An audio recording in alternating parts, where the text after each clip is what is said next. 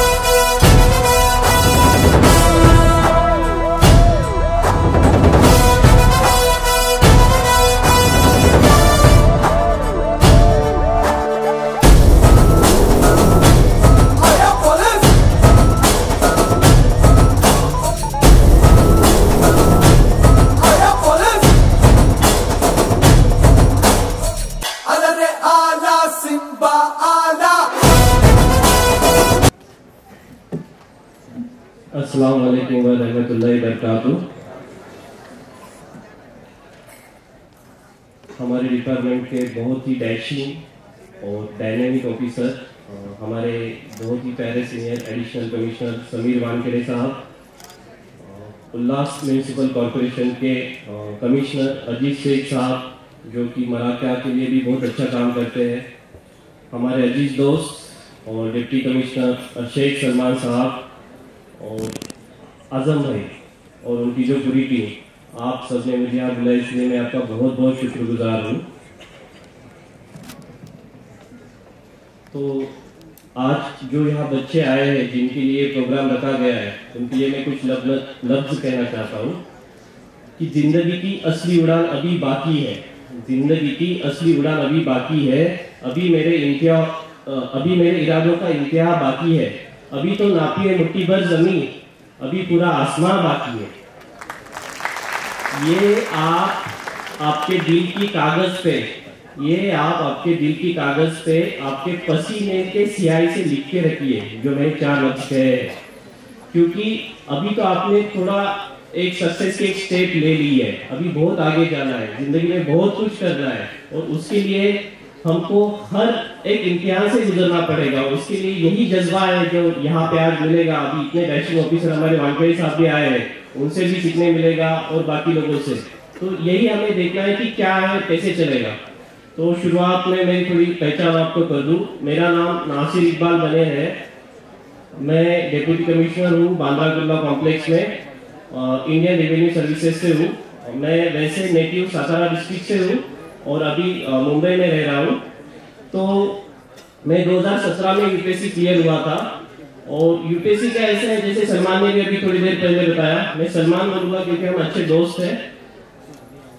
तो यूपीएससी का ऐसा है कि बहुत से इम्तिहान देने पड़ते हैं, सिर्फ पढ़ाई करना यही नहीं है। तो आप फिजिकली मेंटली हर चीज से आपको तैयार रहना पड़ता है। तो मेरे खुद के बारे में ऐसा था कि जब मेरा पहला अटेम्प्ट था तो मैं पहले अटेम्प्ट में ही क्लियर कर दिया था। तो ये दिल में आ गया कि अब यार क्लियर कर लिया कि मेंस भी मैं आराम से क्लियर कर पाऊंगा और फिर इंटरव्यू हो जाएगा। तो सबको बोल दिया तो सब तरफ मान हो गया कि भाई चलो पहले अटेम्प्ट में निकल रहा है। बट क्लियर्स हो गया, मेंस दिया, मेंस में हुआ नहीं। फिर दूसरा अटेम्प्ट आया, फिर दूसरे में तो ऐसा था कि चलो लास्ट टाइम थोड़ा कुछ हुआ होगा, इस बार तो क्लियर ही हो जाऊंगा। तो इसी मतलब एक नादानी में मैं रह गया और प्रीलिम्स ही क्लियर नहीं हुआ। फिर उसके बाद और एक सीएटीएफ का एग्जाम रहता है, तो उसका प्रीलिम्स मेंस इंटरव्यू ऐसे 3 स्टेप्स रहते हैं, वो दिए, उसमें भी नहीं हुआ। तो ऐसे लगा। और मेरे एक बात बताता हूँ, देखिए आप नहीं हुए तो चलता है, बट आप नहीं हुए और आपके दोस्त हो गए तो बहुत दिल को ये होता है। तो मेरे दिल को ऐसे लगा कि अब के सावन हमारे साथ शरारत हुई है, अब के सावन हमारे साथ शरारत हुई है, मेरा मकान छोड़ पूरे शहर में बारिश हुई है। मतलब मेरे साथ ही पढ़ाई कर रहे थे लोग, मेरे साथ ही पढ़ाई कर रहे थे, तो कुछ हो गए कुछ नहीं हुए। पढ़ाई तो सबने की होती है, बट आपकी कुछ चीजें रह जाती है, तो उसमें ऐसा नहीं है कि हार माननी चाहिए। तो तब मैंने एक अल्लामा इकबाल साहब का बहुत अच्छा शेर है वो लिखा था कि माना कि तेरे दीप के काबिल नहीं हूं मैं, दीप मतलब दर्शन या मुलाकात, माना कि तेरे दीप के काबिल नहीं हूं मैं, मगर इंतजार कर और मेरा शौक देख। तो ऐसे हुआ। तो देखो देने वाला अल्लाह है, भगवान है, जो भी देता है, जब भी देता है छप्पर फाड़ के देता है। उसके अगले साल और मैंने मेहनत की और इतने अच्छे से मेहनत की कि उस साल में असिस्टेंट कमांडेंट का यूपीएससी का एग्जाम होता है, वो भी पास हो गया, यूपीएससी भी हो गया, स्टेट का भी और एक एग्जाम हो गया। तो कहने का मतलब ये है कि अपनी मेहनत है, कंसिस्टेंसी है, हमेशा रखनी चाहिए। अगर आप थोड़े भी आगे पीछे हो गए तो आपको दिक्कत हो सकती है। अब जो इस आज के प्रोग्राम का जो उद्देश्य है वो मैं बताना चाहूंगा, क्योंकि मैं महाराष्ट्र में अलग अलग जगह पे जाता रहता हूँ, अपने बच्चों की हौसला अफजाई करना है हमारा फर्ज है, क्योंकि हम भी सोसाइटी को कुछ तो देना लगते हैं। अगर हम हो गए और फिर अपने जॉब में बिजी रह गए तो नहीं चलेगा। अपने ही बच्चे, मैं भी आप ही की तरह ऐसे उस साइड बैठता था, देखता था, लोगों को सुनता था, और तो दिल को ये लगता था कि एक दिन मैं भी स्टेज पे आऊंगा, मैं भी बात करूंगा। आज वो दिन है, तो वो है, तो ऐसा नहीं है कि ये होने के बाद भूल जाना है। अपना भी अपने समाज के प्रति कुछ ना कुछ देना लगता है और अपने को देना चाहिए। अगर नहीं दे पाते तो कोई फायदा नहीं है। तो आज मैं बच्चों के लिए बोलूंगा, फिर उनके जो पेरेंट्स आए उनके लिए बोलूंगा, एक कम्युनिटी के लिए भी बोलूंगा, अंजुमन ट्रस्ट के लिए भी बोलूंगा। ऐसे 4 स्टेज में बोलने वाला हूँ। तो सबसे पहले मैं बच्चों के लिए कहना चाहता हूँ कि देखिए अपना करियर बनाना बहुत जरूरी है। करियर नहीं बनाओगे तो कुछ फायदा है नहीं। फिर वही जो रोजमर्रा की चीजें हुई, जैसे सलमान ने पुदीना का एग्जांपल दिया कि पुदीना तब भी 50 पैसा था और अभी भी 50 पैसा है, तो ऐसा नहीं चलेगा ना। कब ना कब कुछ ना कुछ करके आगे जाना है हमको। कितने दिन वही जो सेम बिजनेस कर रहे वही करेंगे नहीं, कुछ ना कुछ करके आगे जाना पड़ेगा। तो आपके जिंदगी में करियर में बहुत सारी अपॉर्चुनिटीज है। तो आप ये कॉम्पिटिटिव एग्जाम देके आईएएस, आईपीएस, आईआरएस या अलग अलग जो गवर्नमेंट जॉब है वहां जा सकते हैं। आप साइंटिस्ट बन सकते हैं, आप डॉक्टर, इंजीनियर अच्छे ओहदे पे जा सकते हैं। हर चीज में जाके आप आपकी खुद की कंपनी, बड़ा बिजनेस चला सकते हैं। तो ये करने के लिए क्या चाहिए? तो ये करने के लिए आपको सबसे पहले चाहिए एक सपना। सपना देखने की बहुत जरूरत है। बिना सपने देखे कुछ काम नहीं होता है। तो और सपना देखना कोई बुरी बात नहीं है, सपना जरूर देखना चाहिए। लोग ऐसे कहते हैं कि यार क्या सपनों में जी रहा है, कैसे होगा, बट जब तक आप सपने देखोगे नहीं तब तक वो पूरे भी नहीं होंगे।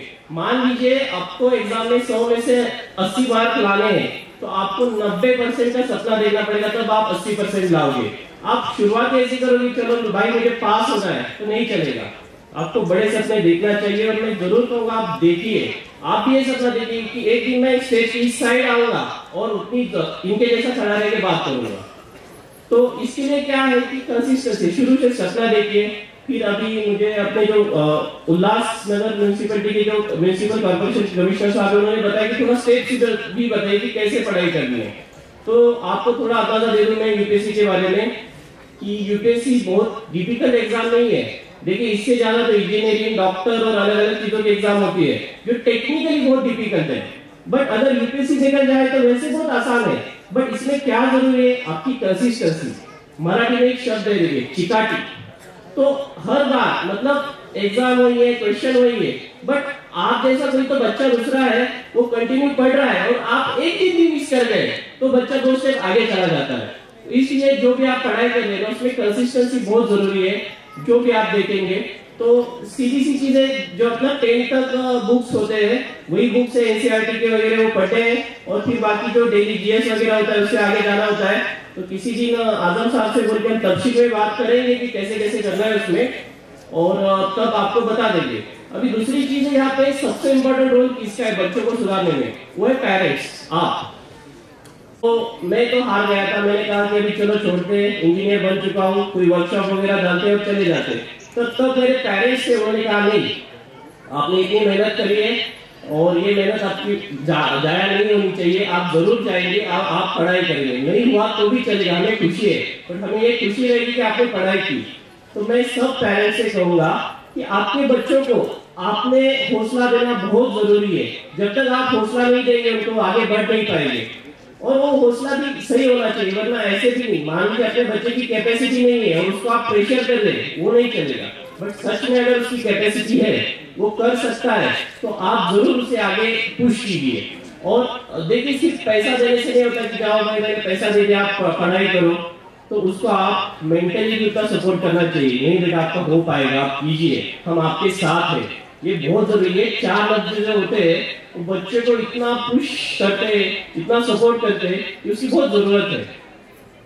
अब तीसरा मैं कहूंगा कि समाज, देखिए आज एक कम्युनिटी बनके सब लोग आए हैं, अपने इस प्रोग्राम में इनको बुला के इनकी हौसला अफजाई की गई, इनका नाम लिया गया, तो खुशी हुई, तो और 4 लोग आएंगे।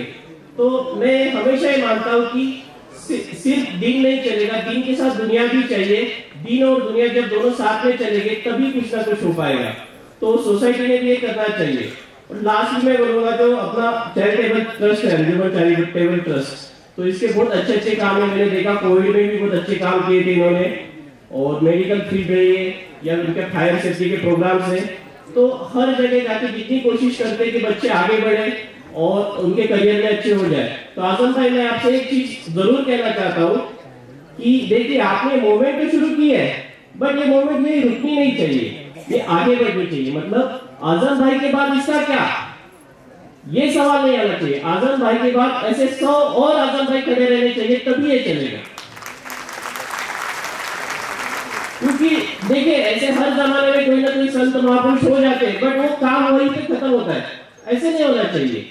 आप ऐसी मूवमेंट होनी चाहिए कि लोगों में सोचों की सोच आनी चाहिए कि ऐसे ऐसे होना चाहिए। तो इसलिए मैं आजम भाई से जरूर ये गुजारिश करूंगा कि आपके बाद भी ये बहुत चलता रहना चाहिए। आप आपके जैसे और 4 लोग खड़े कीजिए, ये मूवमेंट चलती रहनी चाहिए। आखिरी में मैं आप सबसे एक कहूंगा, एक शेर से मैं खत्म करना चाहता हूँ। और आपने वही मतलब एक जो चिंगारी मैंने यूपीएससी पास की, उसके बाद भी कि क्यों ये यूपीएससी पास कर गए, तो एक अंदर से आपको ताकत चाहिए, सेल्फ मोटिवेशन चाहिए। तो बहुत अच्छा शेर है कि मैं कतरा होकर भी दरिया से जंग करता हूँ, मैं कतरा होकर भी दरिया से जंग करता हूँ, मुझे संभालना समंदर की जिम्मेदारी है, मुझे संभालना समंदर की जिम्मेदारी है।